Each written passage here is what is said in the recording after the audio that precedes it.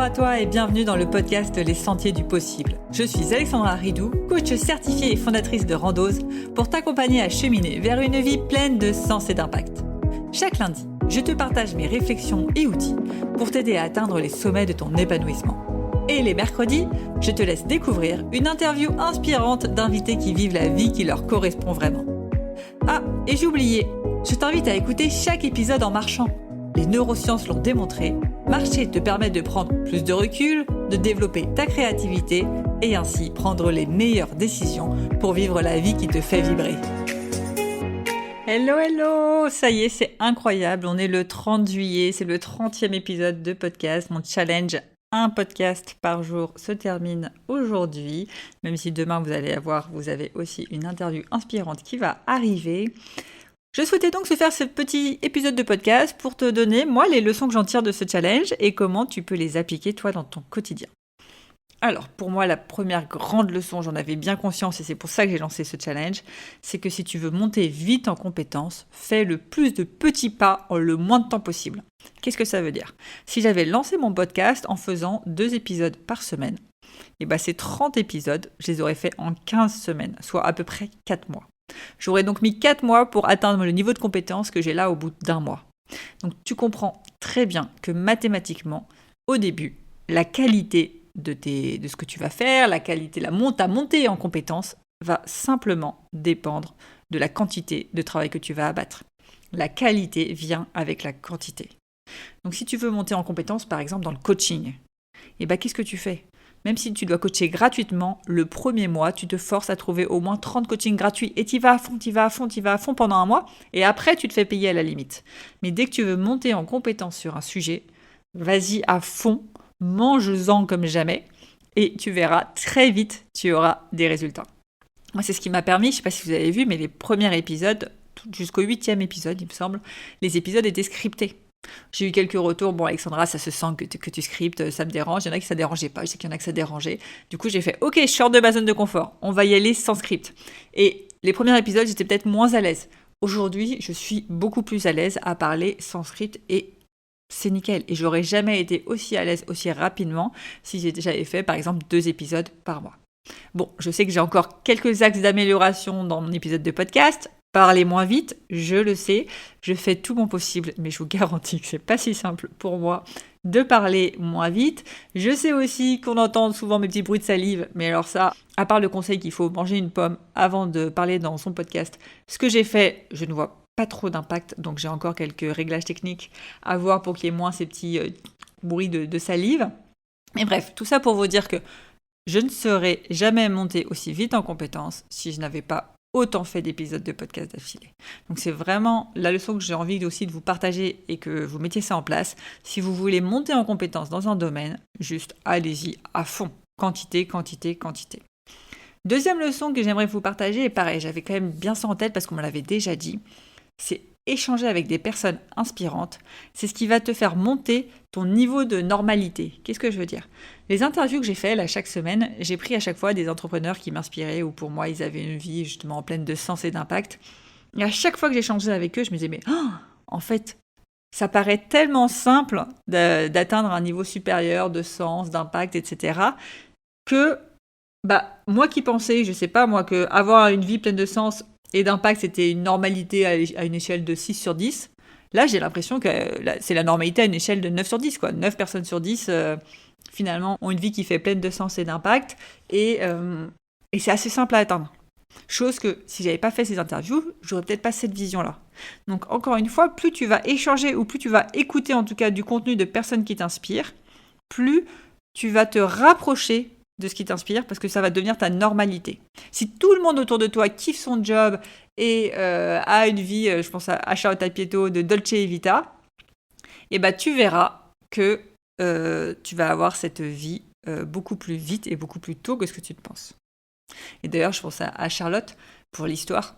Quand je me suis lancée dans l'entrepreneuriat, Charlotte le sait peut-être pas.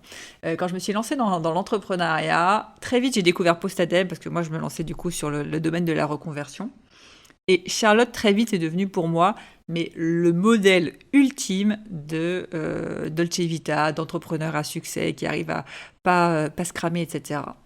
Bref, ultra fan. Mon rêve ultime, quand je me suis lancée, vraiment, c'était si un jour je pouvais échanger avec Charlotte, ce serait génial.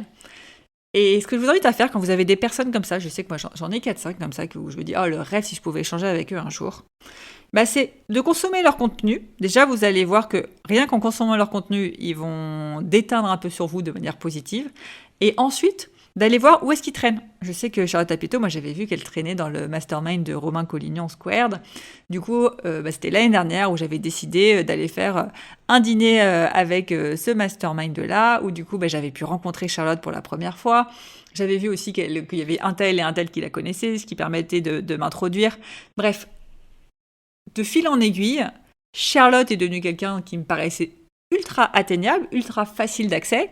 Je suis d'ailleurs passée cliente chez elle et j'ai réussi à l'interviewer sur mon podcast, un truc qui y a 3 ans, mais ça m'aurait paru impossible, quoi. Interviewer Charlotte Apieto, waouh, le rêve.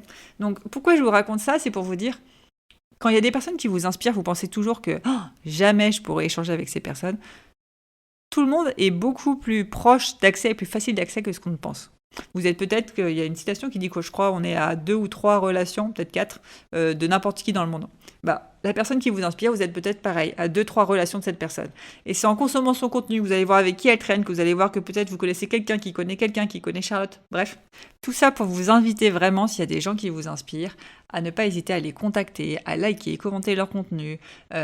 Bref, faire ce que vous voulez, aller là où ils vont, pour vous rapprocher de ces personnes, et si elles vous inspirent, c'est qu'elles ont une vie ou qu'elles font quelque chose en tout cas qui vous inspire, et plus vous côtoierez cette personne et son environnement, plus ça vous paraîtra une normalité, et plus par exemple, avoir une Dolce Vita et un business, aujourd'hui pour moi ça me paraît une normalité des plus banales, alors que quand je me suis lancée, ça me paraissait un rêve totalement utopique. Donc voilà pour cette partie où le bilan de mes interviews, c'est vraiment, soit tu peux lancer un podcast toi aussi pour interviewer des gens qui t'inspirent, soit échange avec un maximum de personnes qui t'inspirent. Vraiment, j'ai pas d'autres conseils. Plus tu échangeras avec des gens qui t'inspirent, plus tu auras la vie qui t'inspire. Et la dernière leçon que j'aimerais vous partager, ça vient d'une remarque que quelqu'un m'a faite, et je lui ai avoué que moi aussi. On court tous après le temps, et c'est dingue comment se poser 2 minutes pour réfléchir est un plus grand défi qu'on ne le pense. Pourquoi je vous dis ça ? La personne est venue vers moi, elle m'a dit Alexandra, tu sais, il faut que je t'avoue un truc. En vrai, là, quand il y a la musique avec les 2 minutes de réflexion, tu poses la question, je trouve la réponse un peu en 3-4 secondes et je passe à un épisode suivant ou je passe à autre chose et je reste pas du tout le temps des 2 minutes de réflexion, des 2 minutes de musique. Et je lui ai avoué que moi aussi, là, quand je fais les interviews et qu'il y a les questions des intervenants, j'essaie de me dire, allez, je me poserai après sur cette question, et de temps en temps, je le fais. De temps en temps, je prends même pas le temps, et je me dis juste, ah oui, je répondrai ça, et je passe à autre chose. Et ce qui est dingue, c'est que ce que ça demande, c'est seulement 2 minutes de temps. C'est rien, 2 minutes sur une journée. Et pourtant, on a tous cette tendance à dire, ouais, c'est bon, je sais la réponse, je creuse pas, et je vais plus loin. Et ma leçon, c'est quoi ? Si vous arrivez vraiment à creuser les questions que je vous pose pendant 2 minutes, encore une fois, 2 minutes, c'est pas grand-chose, vous verrez que ça ferait des effets vraiment waouh sur votre vie. Pourquoi ? Parce que la première réponse qui vous vient à la question, en général, c'est pas votre vous profond qui répond. C'est souvent votre vous qui essaie de se convaincre qu'il pense ça. Donc je dis n'importe quoi, vous hésitez à changer de job et je vous pose une question, par exemple, est-ce que tu penses qu'il serait temps pour toi de changer de job ? Si au fond de toi, tu as ultra peur de changer de job, le premier truc qui va te venir en 2 secondes, c'est « Non, j'ai pas besoin, ça va, je suis bien payé, j'ai une bonne situation, j'ai rien à changer. » Alors que si tu restes sur cette question pendant les 2 minutes, je te garantis que là, il va y avoir d'autres voix qui vont prendre la parole. Une voix qui va dire « Ouais, quand même, ce serait bien d'imaginer tel truc. » Une autre voix qui va dire « Ah oui, mais en fait, ce qui te bloque, c'est le regard des autres. » Et en fait, tu vas avoir les voix les plus importantes qui vont vraiment réussir à te mettre le doigt sur ce qui te fait peur, sur tes blocages, sur tes croyances, sur tes rêves. Elles vont venir parce que tu leur auras coupé. Elles vont venir parce que tu leur auras laissé le temps pendant 2 minutes de s'exprimer. Donc si aujourd'hui tu fais partie, et t'inquiète pas, je ne te jette pas la pierre, je te dis moi aussi, de ces personnes qui, quand la musique elle arrive, se posent vite fait la question, répondent en 15 secondes et ensuite je passe à autre chose, parce que quand même il y a autre chose à faire, je t'invite vraiment à essayer de prendre 2 minutes, c'est pas grand chose, 2 minutes pour laisser écouter tes voix. Et pour rappel, il y a la plateforme en ligne qui est aussi là pour ça. Si jamais, quand tu écoutes l'épisode, tu n'as pas le temps et c'est pas le bon moment, tu peux retrouver toutes tes questions de coaching, les points clés à retenir, des ressources supplémentaires et ainsi prendre le temps de te poser sur chaque question, plus de 2 minutes s'il le faut.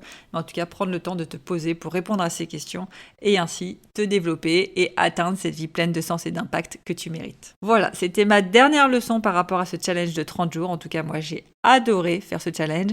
Une dernière leçon, mais qui est vraiment à titre personnel. Ça me confirme que j'adore le format podcast. Je pense que c'est le format qui me correspond le mieux, même si je sais que je parle vite et que pour vous, faut suivre. Mais en tout cas, peut-être que d'ici quelques mois, j'aurai réussi à réduire mon débit. Mais en tout cas, c'est un vrai plaisir de vous partager tout ça chaque jour. Je suis un peu triste de passer à un rythme de 2 par semaine parce que j'ai quand même pris l'habitude là de prendre très très souvent mon micro et j'ai encore des milliards de choses à vous dire, mais bon tant pis, c'est comme ça, j'arriverai pas à tenir le rythme de toute façon d'un audio par jour pendant plus de temps et vous non plus certainement parce que ça prend aussi du temps de les écouter tous ces audios. Donc à partir de la semaine prochaine, ça sera 2 épisodes par semaine, un épisode le lundi qui sera fait en solo avec conseils, partage, expérience, bref tout ce qui me vient à l'esprit sur vos problématiques, et le mercredi le format interview où j'interviewe quelqu'un qui m'inspire autour de cette question de sens et d'impact. Voilà, j'espère en tout cas que vous appréciez ce podcast. Une fois de plus, merci à tous ceux qui m'écrivent des messages. Ça me fait vraiment chaud au cœur et ça me motive à continuer de faire ce podcast, de continuer ce podcast. Si vous avez envie de m'écrire, n'hésitez pas, je suis beaucoup plus accessible que ce que vous ne pensez. C'est quelque chose qu'on me dit souvent, que je suis... Tiens, en fait, Alexandra, on peut échanger avec toi. Oui, vous pouvez échanger avec moi. Si vous me contactez sur LinkedIn, Instagram ou autre, c'est bien à moi que vous aurez affaire. Donc, je serai ravie d'échanger avec vous, d'avoir vos retours sur le podcast. N'oubliez pas de mettre une petite note sur Spotify ou Apple Podcast ou la plateforme de votre choix pour donner de la force à ce podcast. Et je vous dis à très vite. Ciao. Ah, pardon, j'oubliais. Restez bien jusqu'à la fin pour la question de coaching du jour. À plus!